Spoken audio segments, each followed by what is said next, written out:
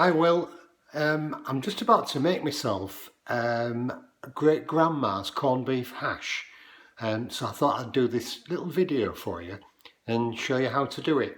It's, as you know, it's a really cheap and tasty meal.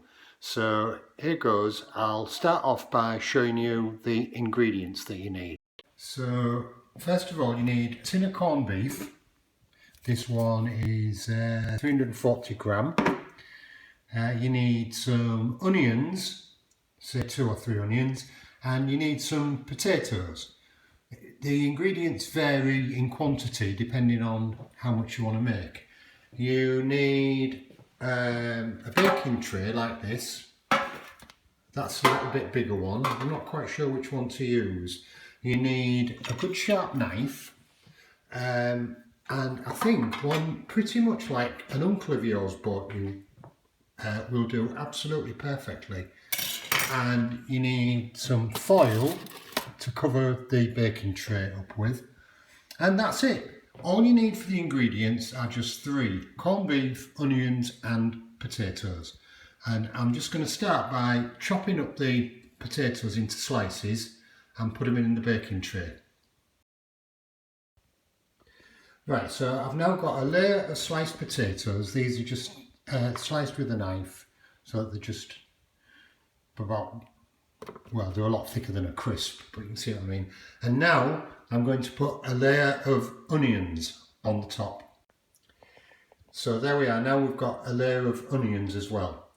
And the next ingredient, I'm going to open the tin of corned beef and put a layer of corned beef slices on the top. Just a tip, it's best to keep the corned beef in the fridge for a day because it cools it and it makes it easier to slice.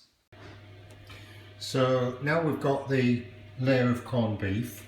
I've just put the oven on to warm up, and I'll put it on at, if you can see that, around 180 to 200. So that can be warming up. And now we just repeat the process. Potatoes, onions and corned beef. Potatoes, onions and corned beef, and you just carry on until the pan's full, which this is just about now. I might just put one more bit of spud on and maybe a bit more onion, but it's entirely up to you, Will. Just keep going until your pan's full and put as much in or as little in as you like. So there we are. I'm going to stop there because there's enough for 2 meals there for me. You don't have to peel the spuds, and it doesn't matter what order you put them in because you're going to mash it all up in a minute. Well, after halfway through the cooking, it's all going to get mashed up, so it doesn't matter what order. So I'm just going to put some foil on the top and pop it in the oven. Smudgy, say hello to Uncle Will. Say hello to your Uncle Will. Good boy. There you are, Will.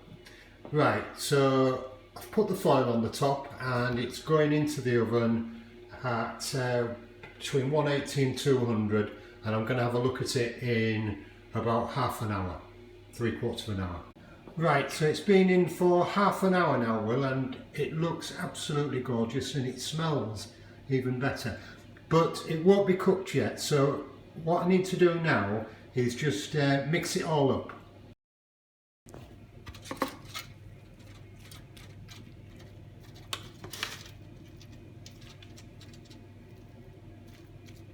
So it wants all good mix up. Might be a little bit of it stuck to the bottom of the pan, but it doesn't really matter. It'll all scrape off later on.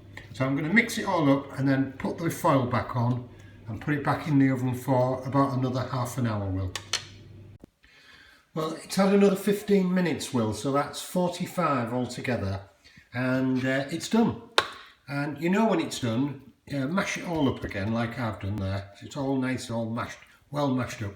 And missed a bit. You know when it's done because the spuds are nice and soft, so you don't want hard spuds. And there we are, all ready to go. So it's over to you now. So you need corned beef, onions and spuds. You don't need any oils or anything else. Bit of salt and pepper to serve it with, and I like it with some really nice crusty dry bread. Impress your girlfriend, Will. Okay, see you soon, fella. Bye.